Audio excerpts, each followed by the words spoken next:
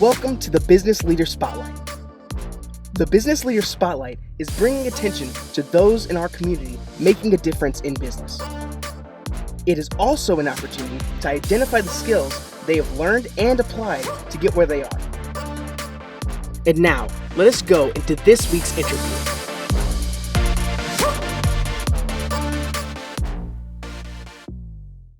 Hello and welcome to this week's edition of the Business Leader Spotlight. This week we have with us Kurt von Ahnen. Kurt, hello, how are you today? Man, I am doing fantastic. Thanks for having me on. I appreciate it. Appreciate you taking the time to join us. Can you tell us a little bit about yourself and what you're working on right now? Well, yeah, I've been a corporate trainer in the Powersports industry officially for just over a decade. And what I'm working on currently is launching a new independently based training site in the powersport industry. It's called Powersport Academy. And that's where we teach dealers how to make their service departments more profitable by selling more labor and selling more parts, but without gouging customers, right? It's just meeting customers' needs, communicating well, and then having the right processes in the back end to make it more efficient. Oh, wow. So powersports, motorcycles seems to be a big interest for you. Can you share how you kind of got your start there?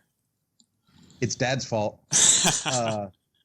My parents separated, and I don't think they ever did divorce, but they separated when I was 6. Okay. And I think as a way to tick off my mom, my dad came home with a Honda MR50 when I was 6 years old.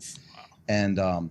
And that got it started, man. I was hooked after that, and I've been riding motorcycles ever since. Okay. Are you still riding now, and how often are you riding? I ride as much as I can. In fact, I live in Southern California, and lane sharing is legal there. So what that means is it might be an hour and a half to get somewhere by car, but I can get there in 35, 40 minutes by motorcycle because you can go between the cars. And people think that's a little crazy until you start to do it, and you realize in the rest of the world, that's the way they do it. And it's because it's safer than actually sitting in traffic with cars. You don't get rear-ended, you don't get squeezed out. I mean, there's a lot of room between the cars and off you go. I raced semi-professionally for about 20 years, road racing, drag your knees around the corners. Okay. And I wasn't good, right? So I'm upfront about that. I could do nationals, and I got on TV a couple of times. When the leaders would pass me, I would sit up and wave at the cameras. But, it was a great experience, and that is kind of what really pushed me through the powersport industry and made me develop my leadership skills in that arena rather than in like a common business arena. Oh, wow. That sounds kind of exciting, being able to race motorcycles professionally. And even, I'll say you ride a motorcycle better than I do because I didn't even come near to semi-pro or anything like that. But being able to go semi-pro and just the learning experience, how did you go through that, just being able to pick up kind of the tidbits in that process? It's so different now than when I came up in the sport. When I came up in the sport, you were a degenerate, right? You weren't like an upstanding person of society if you rode motorcycles, right? Okay. And so I rode on the street like a lunatic, like a maniac, and I generally didn't crash much, at least when I was older. When I was young, I crashed a lot. And my friends kind of talked me into it, right? And they were like, "Oh, you'd be really good at the racetrack. You should go. And I had older friends that worked in a Powersports dealership. Mm-hmm. And so I said, "Oh, I'll give it a shot. And as soon as I tried it, I was hooked. Mm-hmm. I got started late. I didn't start racing until I was about 19. But my first race, I started in like 46th position all the way in the back of the second wave, and I finished 12th. Wow. And I was so upset. I remember my very first race, I was despondent because I wanted to be in the top 10, and I was upset, and my friends were thrilled. They're like, "You got 12th, you got 12th, you got 12th." I was like, I wanted to be in the top 10, and I thought they were going to beat me at the campfire. I didn't think I was going to survive the weekend. But that is, that's part of the drive that comes with that. You always want to be better than where you were. Right. I completely understand that. Now, this one seems to be a big jump. You were racing motorcycles, kind of doing your own thing, being a little bit what some people call reckless, but I think is kind of being able to be under control at those high speeds it's really interesting to me. To go from that to working with the John Maxwell team. How did you kind of make that transition? How did you get started with the John Maxwell team? Well, Michael, life throws a lot of curveballs, and I'm in my 50s now, so I've seen my fair share of curveballs. Right. When we were living in Colorado and the first part of the economic crash was starting to happen, that was like 2004, 2005. Yes. A lot of people don't realize it happened early there, right? Yeah. The dot-com bust, and everything was shutting up. And I had been in the automotive business for a while, running service departments and things like that. And I got out of that because I was newly married and we were having a baby and I wanted to spend more time with family. The next thing you know, the economy starts to crumble.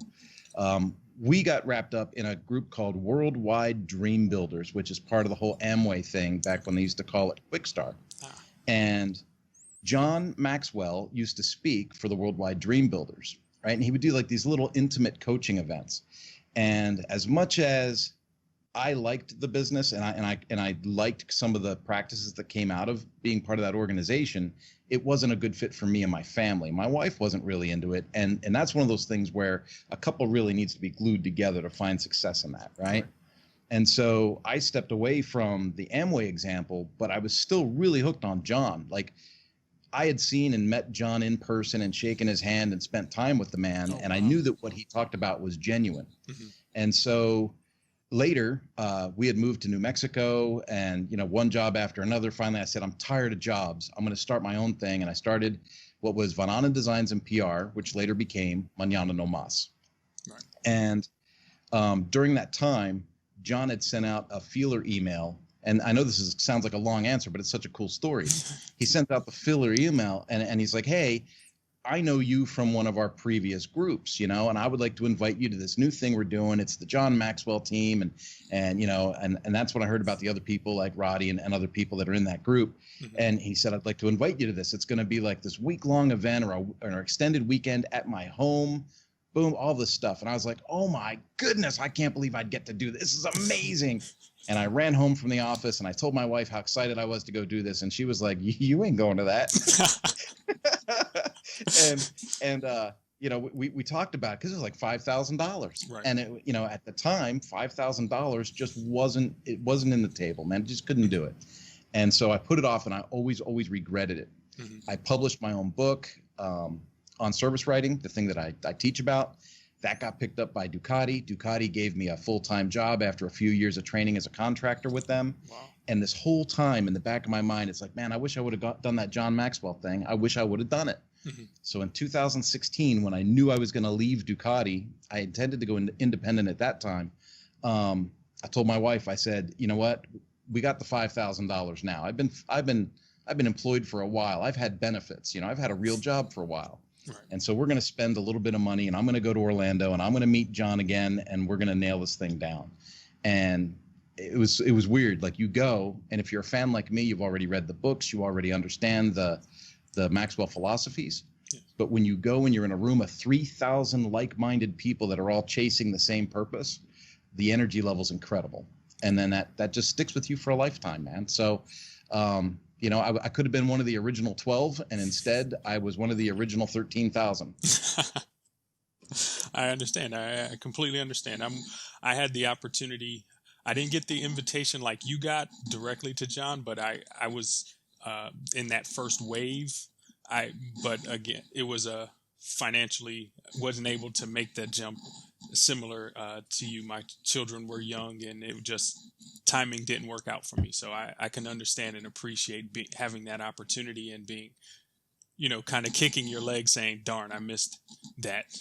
But so I'll turn a question on you then, Michael. Yes. Do you feel that waiting in the end was the benefit for you, or do you still feel it was the handicap for you?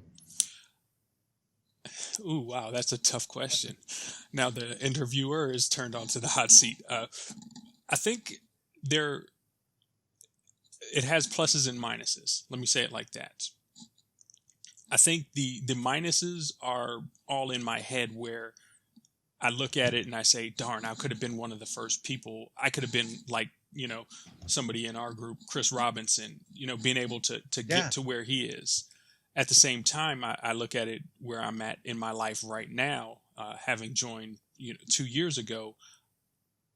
I see that I needed a little bit more growth personally. That, not saying that the John Maxwell team wouldn't have helped me grow, but I now have a whole different perspective on things, and being able to do something where I just want to add value to people, and not looking at it as, okay, what am I getting out of this? And turning it to say, okay, how can I add value to people that gives me, and at the end of the day, realistically, I don't gain from it per se. There's no, okay, well, you're going to sign this contract, you're going to receive these types of royalties. No, it's just, I want to be able to add value to other people, and being able to grow to that point, I think is probably one of those things that I would not have seen back 7-8 years ago. And sad to say, but also, proud to be able to look at myself honestly and say, this is where I am. Yeah, that's groovy. It's similar to me. I mean, I regretted not being able to go and be part of the original. Like when you hear about so-and-so was part of the original 5 and they went to Peru and someone went to, you're like, yes, I could have been that dude. I could have been, but then reality hits and it's like, I wasn't prepared. I wasn't at that. The timing wasn't right. And I'm a man of faith. I believe in God, and I believe he lines things out in the right order. And I typically think he's late. I'll be honest, when I pray, I go, dude, you're late again. What, how can you be late again? But in the end, in retrospect, it always works out. Right. And so I need to be patient, and I need to wait my turn, and I waited my turn, and I think it's worked out for the best. Yeah. I think that's kind of the biggest thing is that it's worked out better, even though ego wise, I would have liked to been, gone to Peru and do those other types of things. So it seems like you've been a fan of John Maxwell for years. Can you kind of go through and describe how your connection with JMT, that I'll say that next step of relationship with John, not just following it and, associating with him through his books, but being able to, have him speak into your life, the mentorship of the faculty, how has that benefited your business? Well, I think if I'm honest with myself, I got to realize that John probably doesn't remember me from back in the day, right? Right. Like when you're like, when John spoke into your life, it wasn't like we sat and had a cup of coffee privately and right. dove into each other. So, but I will say, and it makes me sound like a little bit of a fanboy, the content he writes, like when I read one of his books, I hear his voice, I hear his cadence, and he's there when I'm reading it, right? And I feel like I've experienced enough of his presentation live to be able to interpret the written word at his cadence, at his intention level, right? Which is that's next level stuff to me. And so, there's not very many people that take his content and leverage it like I did in a power sports industry, right? Like the power sport industry is not one that's known for communication skills with customers, right? I mean, think about all the stereotypes and how, yes. I think of that old transmission commercial where the guy's holding the hose and he goes, I always wanted to work on a transmission, boss, and I think about that stereotype and I go, okay, I'm trying to introduce high level, customer focused, efficiency based thinking into an environment that stereotypically is absent of all of that, right? And the results have been amazing. When I was with Ducati, we crafted a course where I would teach managers at dealerships a lot of what I know, and it was just a 2-day workshop. And when I was at Ducati, so it's their course, not mine, but I built it for Ducati. The dealerships that took that course experienced an average of 47% growth in parts and labor sales. Oh, wow. So, like when you look at somebody and you go, man, that's $1 million business. How would you like to do 1.5 million next year? Like, that's an easy question to answer, right? You're like, it can't be that easy. And then unfortunately it kind of is. And it's because I think stereotypically, and it's not just power sports dealers. I mean, you could start breaking into all kinds of business arenas where I think they've been ignored from a leadership perspective.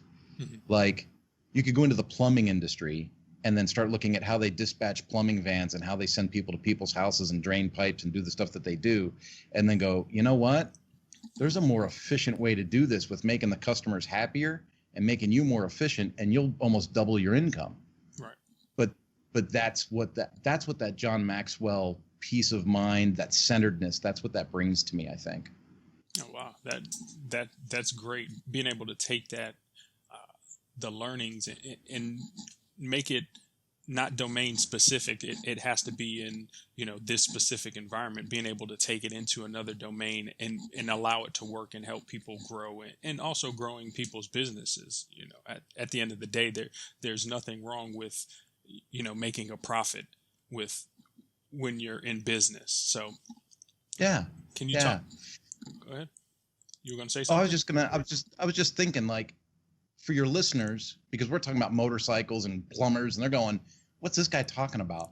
Like, almost everybody now has been to a gym or a weight loss camp or a 6-week weight loss challenge camp or something. Mm-hmm. If you take a look at your experience there, and if you have any JMT experience or whatever, you walk in and you're like, how does the counter person talk to everybody that's in line checking in for the workout class? How does the coach talk to the rest of the class when they're working out? How do people, especially in a COVID crisis, how do they clean the equipment and get their mask off and get their crud on and all this stuff? And then you start to say to yourself, what John Maxwell philosophies could I employ in that business to help their, customer retention, take a look at the customer satisfaction levels and all that thing. What could we add to that to make that a better customer experience? And then once you get that customer experience, what makes that premium enough to raise the rates or you know what I mean? Right. To build that profitability. And so I just wanted to come up with some kind of way that maybe makes sense to people that they understand. And I think if you were to take those mentalities into like a fitness center, you would see almost the same amount of financial increase and happier customers at the same time. Mm-hmm. Okay. So it looks like you've been an entrepreneur for a while now, over the last few years. Can you talk about some of the things you've learned during the difficult times, such as what we're faced with now? I think, and this is going to sound a cornball answer. I know it's going to sound bad, Michael, but I'm just going to say it the way it is. I think that the bad times that an entrepreneur goes through, especially if they're a person of faith, is actually meant to be an example for others. Mm-hmm. And I say this after the fact. When we lived in New Mexico and I had transitioned from von Ahnen Designs and PR to Mañana No Mas, mm-hmm. I basically had what some people would call a business nervous breakdown. I had a row of customers, and I was building websites and helping startups and doing launches and all these things for small businesses. And we would have meetings and we'd all delegate work to everybody, and everybody would disappear. And 2 weeks later, we'd get together for a follow-up meeting. And I would have all my stuff done because I've always been one of these hard-working dudes that always meets deadline. And then my customers would always come up and I'd be like, hey, did you get the logo done by so-and-so? And they say, no, I left a voicemail, but he didn't get back to me. Well, did you do this? Well, no, I didn't do this. Did you do this? No, I didn't do that. And it's like, well, wait a minute. So one day I lost my temper. And I worked at an economic development center. And so I was freaking out. It was a Hispanic neighborhood. And I said, man, mañana no más. There's no tomorrow. Man, you got to get your crap done today. And the guy that ran the economic development center, this old guy turns around and he goes, hey, Kurt, that'd be a good name for a business. And that's literally how Mañana No Mas was born. Wow. So Mañana No Mas was born right there. And it's born in the idea that everybody has to be vested in the success of the project. If not everybody's bought in, it's not going to succeed.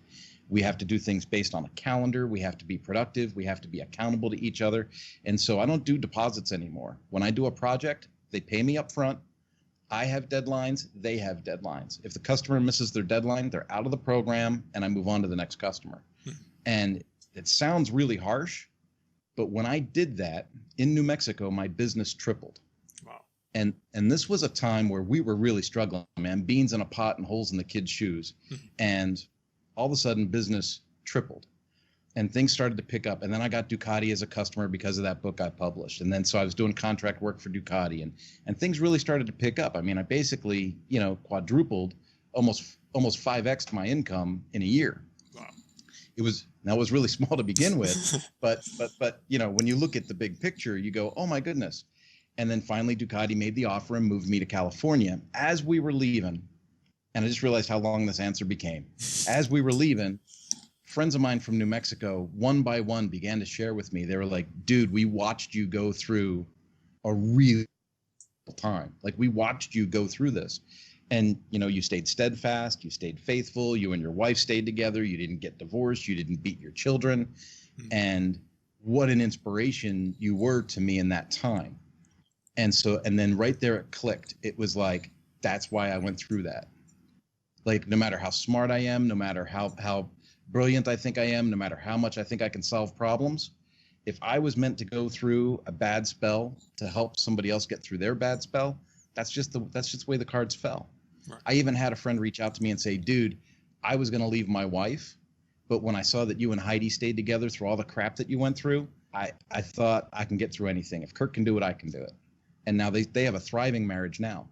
And wow. So when I look at those situations, that makes me realize that there's a reason why we go through the things we go through, and it's what you do after the fact. It's what you do to recycle that and add value to others that makes it worth it. Wow, there was a lot in there.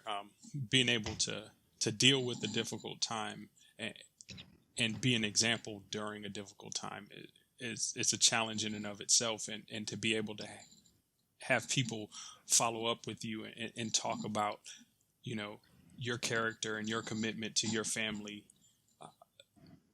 being a stabilizer for them, that one makes you feel proud, and almost, while you're telling the story, I can feel, that feeling of, wow, that shows the passion that you have for what it is that you do and your family, and what it is that you are, you're working to build with your family.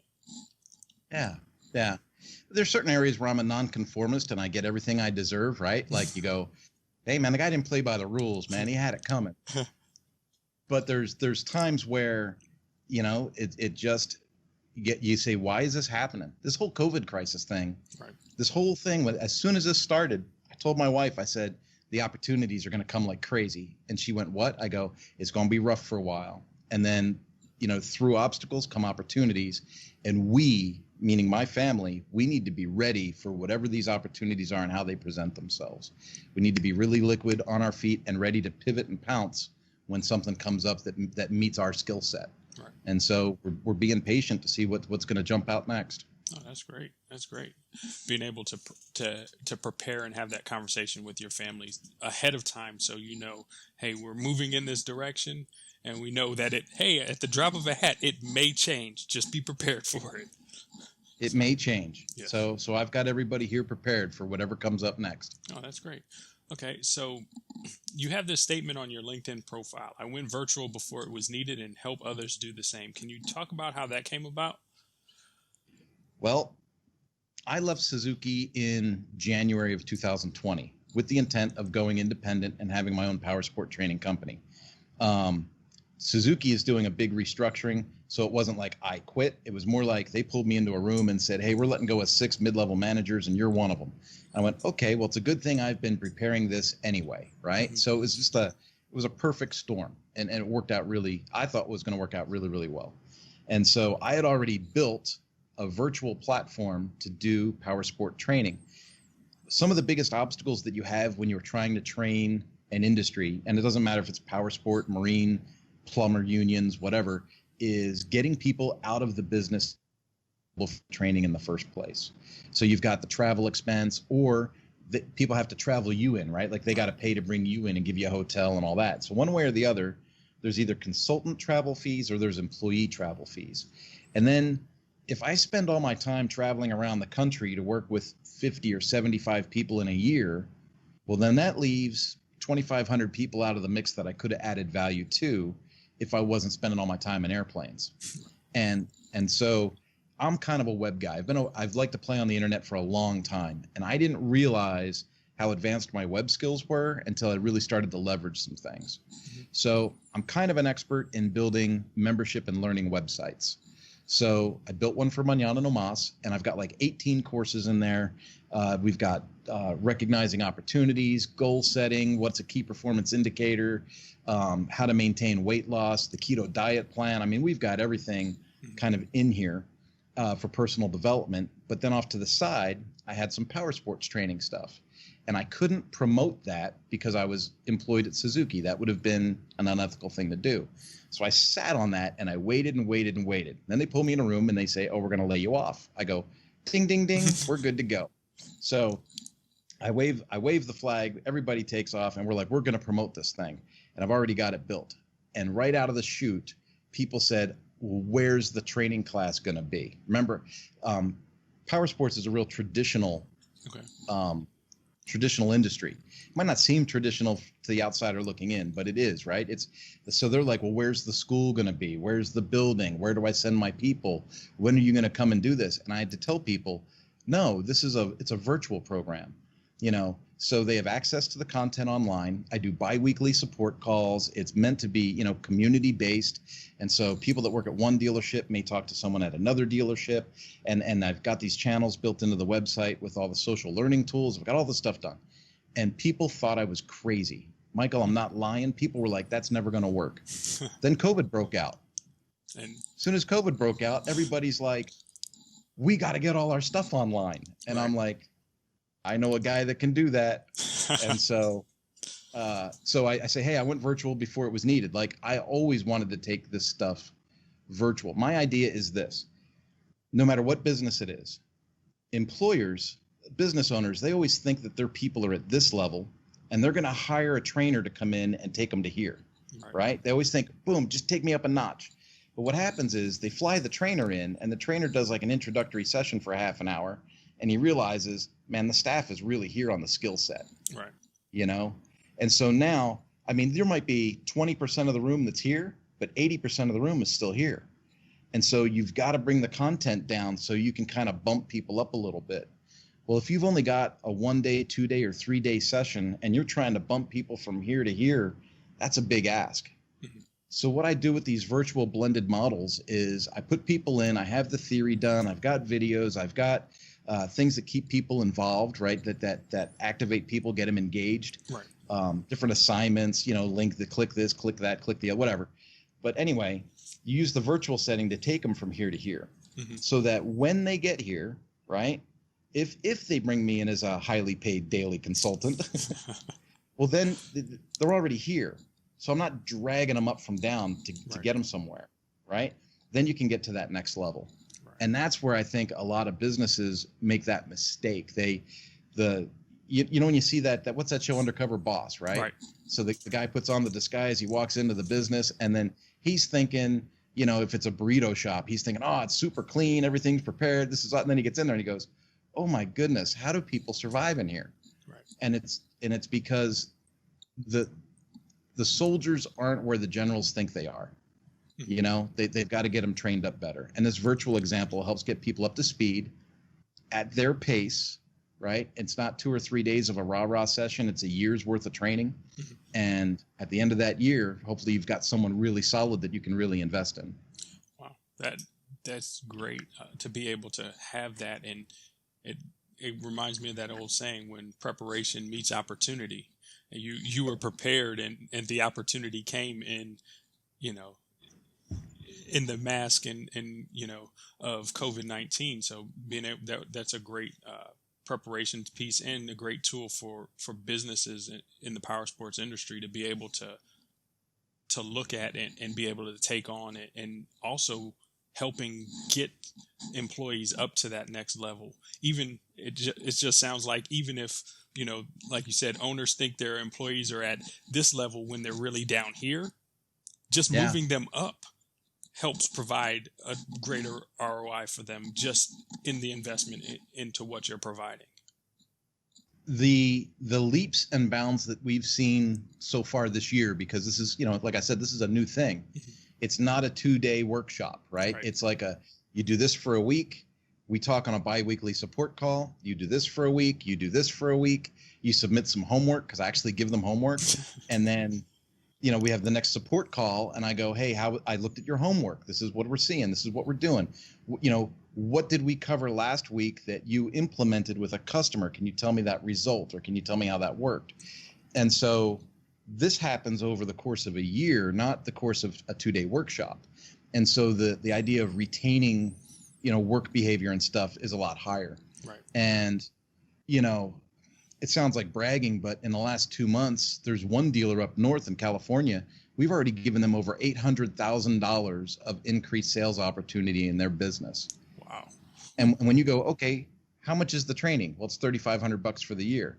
Well, for $3,500, you just got an $800,000 return.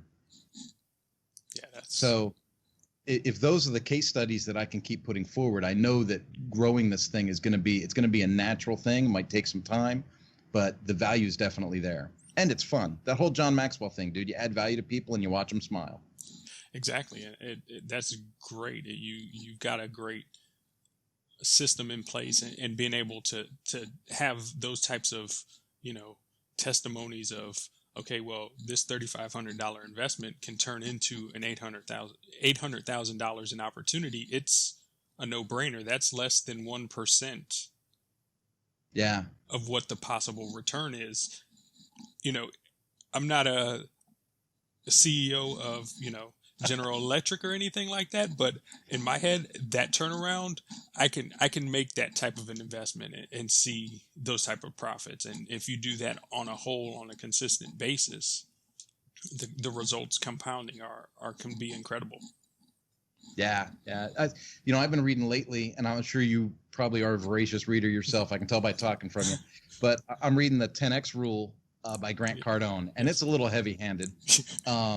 So some people don't do so well with Grant, but I take him tongue in cheek, and I like the book. And in my own mind, I know that when I propose something to a client, I'm thinking the whole time 10X.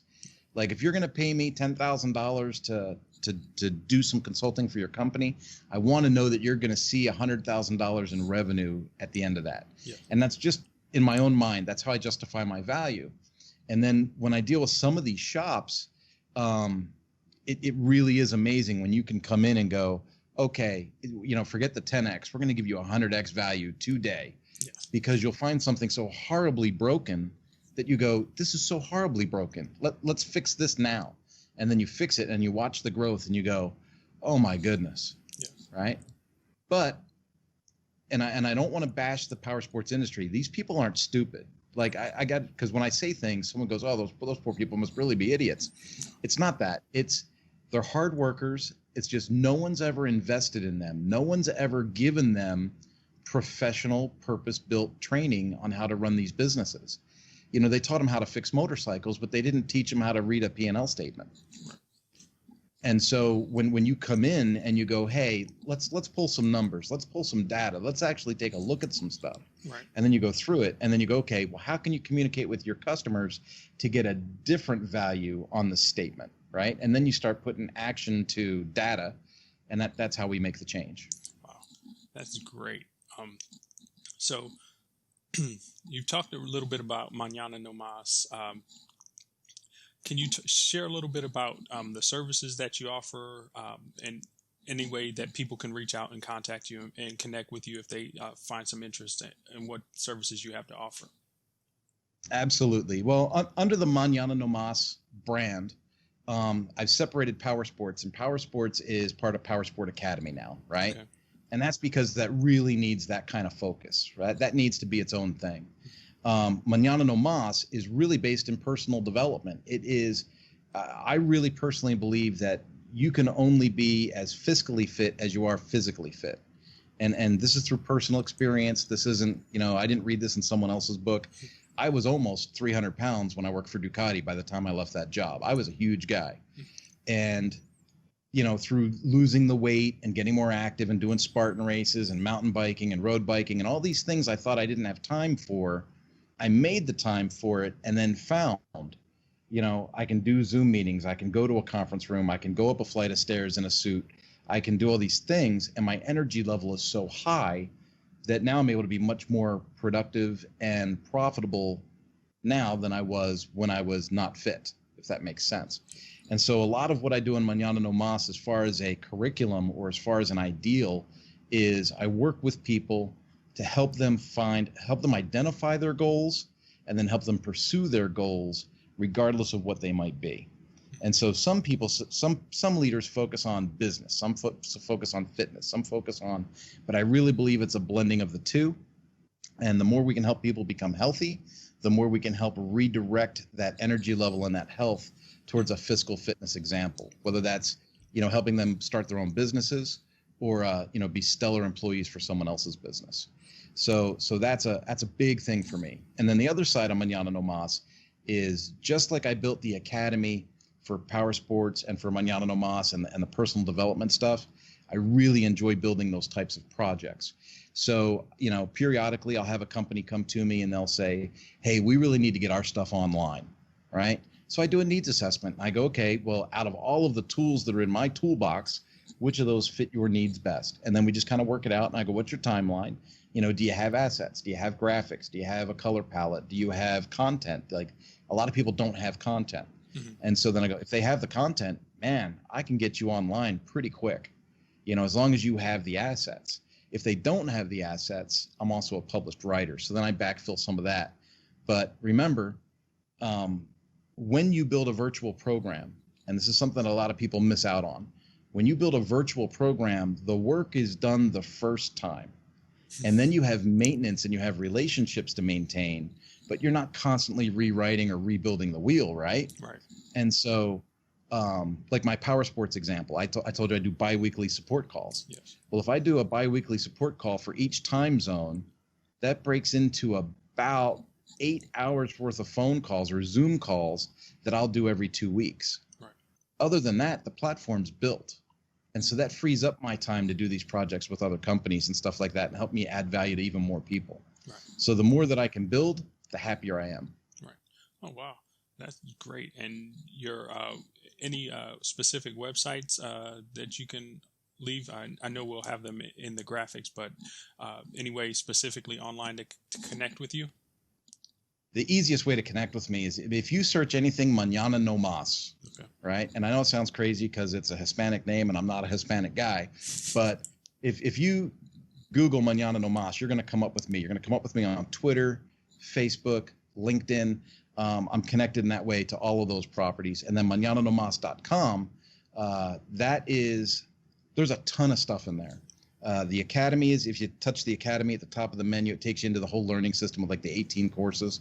And there's some courses in there you can take for free. If you've never done e-learning before and you want an example of what that looks like, mm-hmm. I've got 3 or 4 different things in there that are no charge. I have one that's video based, one that's text based, one, to give people that exposure. And so that's there. And then realistically, the Mañana No Mas website, the main site, is full of content from like my trips to Italy, the food that I like, the athletics, racing motorcycles. I mean, mountain biking, all kinds of stuff is in there. And so for people that just are as ADD as I am, that's a great space to get lost, and get a better idea of who I am, right? Because if you're going to enter into kind of a relationship with somebody, the more you know about them, kind of the easier it can be to do that sometimes. Yes, definitely. Again, I want to say thank you, Kurt, for joining us this week. Again, everybody, if you want to be able to reach out to Kurt, mañananomas.com or Google Mañana No Mas, and you'll be able to reach Kurt, and you'll be able to connect to his portal and be able to find out more about his service offerings and his academies and his ability to help you extend and expand your life. So again, thank you for joining us this week. Thanks, Kurt. Oh, no problems, Michael. You have a good one. Thank you. You too. Thank you for watching this week's video. I hope you were able to find one thing you can begin to apply to your life today. I would appreciate it if you would like, comment, and subscribe. Also, if you have any feedback, leave it in the comments below. Let us know if you know of any great guests to be on the spotlight. I look forward to your questions and your comments. Thanks again for watching.